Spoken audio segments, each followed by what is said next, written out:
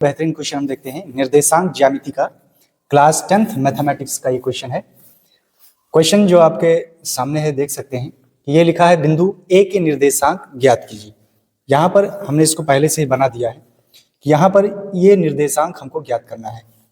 A B एक वृत्त का व्यास है, यानी ये जो लाइन है ये इस वृत्त का जो है क्या है, व्यास है, जिसका केंद्र ये जो केंद्र है वो 2, -3 है और जो बी का जो निर्देशांक है वो 1, 4 है। हमको जो है ए का निर्देशांक ज्ञात करना है। ये एक वृत्त है, ये लाइन आप देख रहे हैं ये व्यास है और ये इसका सेंटर है इस वृत्त का ओ, इसका निर्देशांक दिया गया है।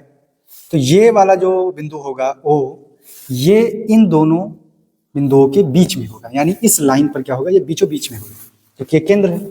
तो एक चीज आप जानते हैं कि अगर कोई लाइन है इसे मान लीजिए और इसका जो बिंदु ए है उसका निर्देशांक अगर आपको दे दिया गया है मान लीजिए x1, y1 और इसका निर्देशांक है x2, y2, ठीक। तो आप कहें कि बताइए इन दोनों के बीच का जो मध्य बिंदु होगा वो क्या होगा। तो आप कहेंगे इनके मध्य बिंदु जो होगा वो x, y मान लेते हैं। तो इनका जो सूत्र निकल के आएगा, मध्य बिंदु निकालने का जो सूत्र होगा वो आप जानते हैं कि x1 + y1/2 और y का जो होगा वो होगा आपका y2 + y1/2। यही तो होगा मध्य बिंदु का जो फार्मूला होता है। ठीक वही चीज यहाँ पर हम प्रोसेस में क्या करेंगे, लगाएंगे।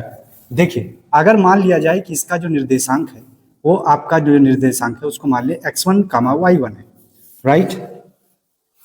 इसका जो निर्देशांक है जो दिया गया है मान लेते हैं कि ये आपका जो निर्देशांक दिया गया है x2, y2 है, ठीक। ये बीचों बीच में है, मध्य बिंदु में है, तो इसका निर्देशांक हम मान लेते हैं कि x, y है। तो मध्य बिंदु का हम क्या करेंगे, यहाँ पर रूल लगाएंगे, सूत्र लगाएंगे और ये वाला हम निकाल लेंगे। चलिए देखते हैं मध्य बिंदु क्या होता है। x अगर देखा जाए तो x बराबर होता है x1 + x2/2। x यहाँ पर कितना है, देखिए ये आपका x, ये आपका y, यहाँ पर देखिए ये आपका x2, ये आपका y2, राइट।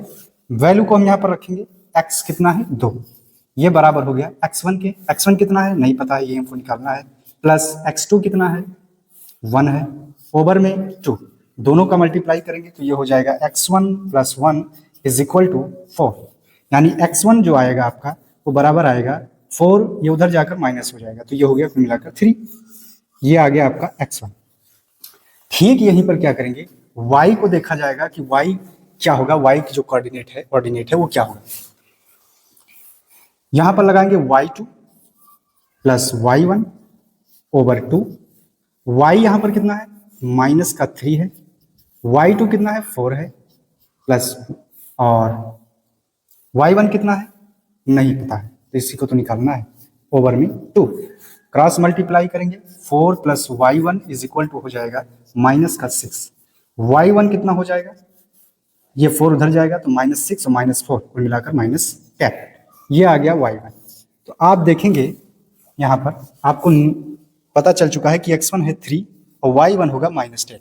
तो बताइए इसका निर्देशांक क्या होगा, इसका निर्देशांक कितना होगा। तो यहाँ पर a का निर्देशांक होगा वो होगा निर्देशांक x1, y1 यानी 3, -10।